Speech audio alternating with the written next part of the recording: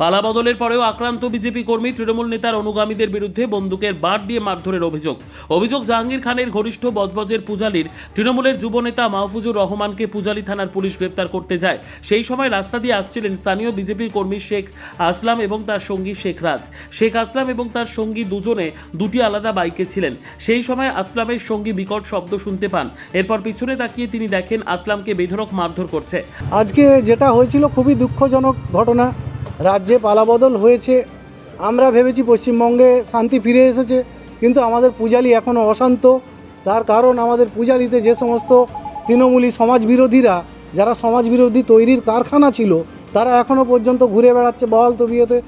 আজকে যে ঘটনাটা ঘটেছে, এখানে আসলাম বলে একটি ছেলে, যে আমাদের বিজেপি কর্মী ছিল, অ্যাক্টিভ কর্মী, সে বিভিন্নভাবে এলাকায় ঘটে যাওয়া নাশকতামূলক কাজকর্ম বাধা দিত, কমপ্লেন করতো। তার জন্য আজকে নির্দিষ্ট অভিযোগের ভিত্তিতে পুলিশ যখন শেখ মাহফুজুর রহমানকে অ্যারেস্ট করে, সেই সময় ওই আসলাম ওইখান থেকে যাচ্ছিল, তার ছেলেরা, এই আমাদের যে এক্স চেয়ারম্যান এবং ভাইস চেয়ারম্যান অর্থাৎ ফজলুল হক, তাপস বিশ্বাস, এদের যারা অনুগামী যারা ছেলেরা ছিল, তারা অকারণে এই ছেলেটিকে, পুলিশ তার আইনানুগ বন্দোবস্ত নিয়েছে, তার রাগটা পুলিশের উপর তুলতে না পেরে বন্দুকের বাঁট এবং ছুরি নিয়ে এদের উপর আঘাত করে।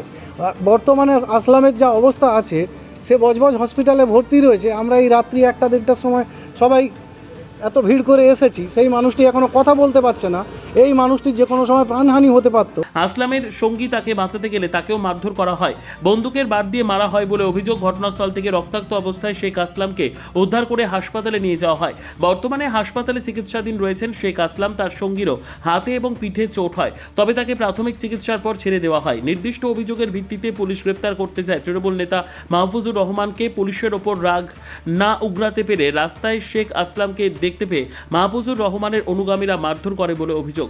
প্রসঙ্গত, শেখ আসলাম কয়েক মাস আগে একটি ইটভাটার গাছ কাটা নিয়ে প্রতিবাদ করে মাহফুজুর রহমানের বিরুদ্ধে পুরনো শত্রুতা থেকে মারধর করা হয়েছে বলে অভিযোগ। ব্যুরো রিপোর্ট, আরোহী নিউজ বাংলা।